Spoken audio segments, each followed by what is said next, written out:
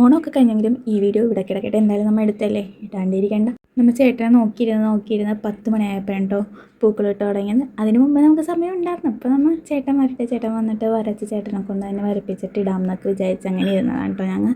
പിന്നെ ഓണത്തപ്പനെ വാങ്ങിയിട്ടുണ്ടായിരുന്നില്ല, അപ്പോൾ അതും കൂടി വാങ്ങിയിട്ട് എല്ലാം കൂടി ഒരുമിച്ച് ചെയ്യാമെന്നുള്ള രീതിയിലായിരുന്നു കേട്ടോ. പിന്നെ വീടിൻ്റെ ഫ്രണ്ടിൽ തന്നെ നിറച്ചും വാടാമല്ലി ഇങ്ങനെ ഉണ്ടായി നിൽക്കുന്നുണ്ട്. അതുകൊണ്ട് തന്നെ നമുക്ക് പുറത്തൊന്നും വാടാമല്ലി വാങ്ങേണ്ട ആവശ്യം വന്നിട്ടില്ല കേട്ടോ.